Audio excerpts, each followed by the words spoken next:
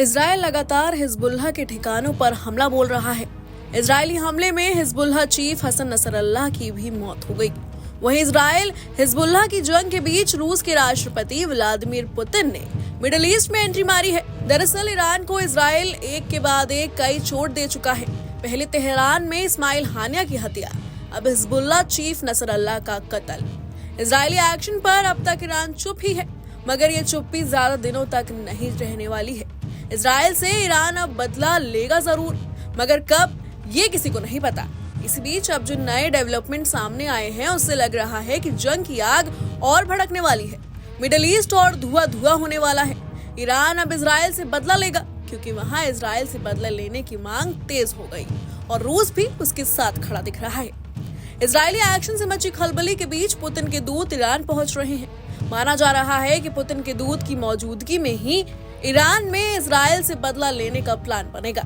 दरअसल पुतिन अपने रूसी प्रधानमंत्री मिखाइल मिशुस्टीन को भेज रहे हैं। रूसी पीएम मिखाइल मिशुस्टीन सोमवार को ईरान में रहेंगे और वहां के राष्ट्रपति मसूद पेजेश्कियन से मुलाकात करेंगे। रूस के प्रधानमंत्री मिखाइल मिशुस्टीन मंगलवार को आर्मेनिया में यूरेशियन इकोनॉमिक फोरम की बैठक में शामिल होंगे। ये फोरम पूर्व सोवियत देशों के एक समूह के तहत काम करता है। भले ही पुतिन के दूत मिखाइल मिशुस्टीन यूरेशियन इकोनॉमिक फोरम में जा रहे हैं, मगर उनकी यात्रा काफी अहम है।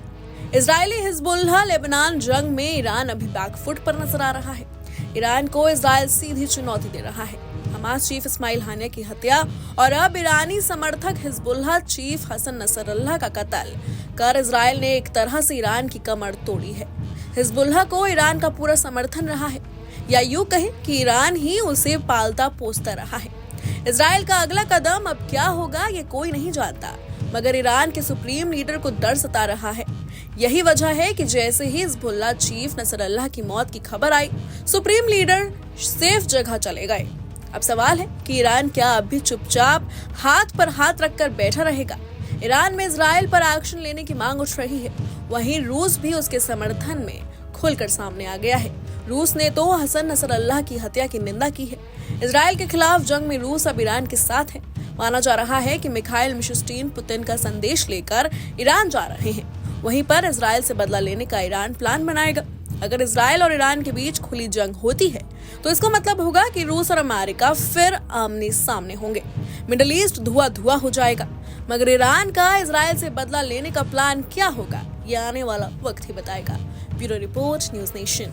न्यूज नेशन अब व्हाट्सएप पर खबरों के ताजा अपडेट के लिए न्यूज नेशन के इस QR कोड को स्कैन करें।